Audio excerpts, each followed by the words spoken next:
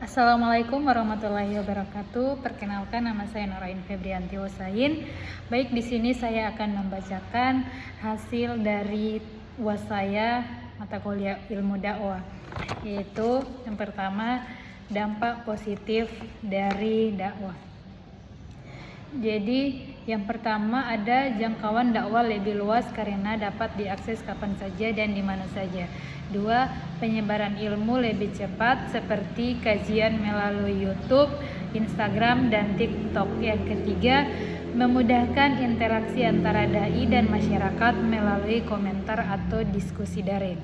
Nah, adapun dampak negatifnya, yang pertama, penyebaran hoaks dan dalil yang tidak valid, munculnya ujaran kebencian dan provokasi atas nama agama. Dan yang ketiga, dakwah menjadi ajang mencari popularitas daripada mencari ridha Allah. Adapun prinsip etika dakwah digital, yaitu yang pertama, menyampaikan informasi yang benar dan dapat dipertanggungjawabkan. Yang kedua, menggunakan bahasa yang santun dan bijaksana. Yang ketiga, tidak menyebarkan kebencian dan fitnah. Yang keempat, menghargai perbedaan pendapat. Dan yang kelima, berdakwah dengan niat ikhlas karena Allah. Jadi itulah dampak positif dan negatif dari dakwah digital serta prinsip-prinsipnya. Adapun soal yang kedua, yaitu ciri-ciri dakwah digital dan strategi dakwah moderat untuk mencegah ekstremisme. Nah, ciri-ciri dakwah digital ada yang pertama, menganggap kelompok lain sesat atau kafir, memahami dalil secara sempit dan tekstual, menggunakan bahasa kasar dan provokatif, menolak perbedaan pendapat, dan membenarkan kekerasan atas nama agama. Nah, strategi dakwah moderat berdasarkan Islam rahmatan lil alamin.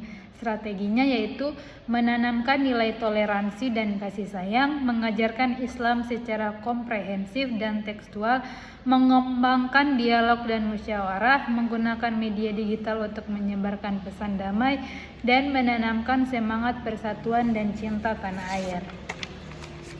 Contoh, mengadakan kajian lintas organisasi Islam untuk membahas pentingnya menjaga kerukunan umat.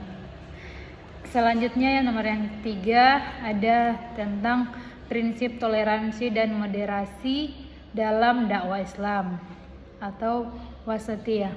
Wasatiyah adalah sikap tengah-tengah, adil, seimbang, dan tidak berlebihan dalam memahami dan mengamalkan agama. Adapun prinsip-prinsipnya, yang pertama, tawasud atau moderat, yaitu mengambil jalan tengah dan menghindari sikap ekstrim dalam beragama. Yang kedua, tasamu atau toleransi, yaitu menghargai perbedaan pendapat, suku, budaya, dan agama tanpa mengorbankan akidah. Yang ketiga, ada tawazun atau keseimbangan, yaitu menyeimbangkan antara urusan dunia dan akhirat serta antara hak dan kewajiban. Yang keempat, i'tidal, adil dan lurus, yaitu bersikap adil dan tidak memihak secara berlebihan. Yang kelima, syura atau musyawarah, yaitu menyelesaikan persoalan melalui dialog dan diskusi. Nah, menurut saya sikap moderat ini sangat penting dalam praktik dakwah di era modern karena masyarakat saat ini hidup di tengah keberagaman agama, budaya, dan pemikiran. Contoh fenomenanya itu kerjasama antar umat beragama dalam kegiatan sosial dan bantuan kemanusiaan menunjukkan praktik moderasi yang nyata. Selanjutnya kita masuk nomor 4, yaitu peran guru sebagai pendidik dan dai. Yang pertama, ada fungsi dan tanggung jawab guru. Jadi fungsi dan tanggung jawab guru itu yaitu sebagai pendidik. Guru mentransfer ilmu dan membentuk karakter.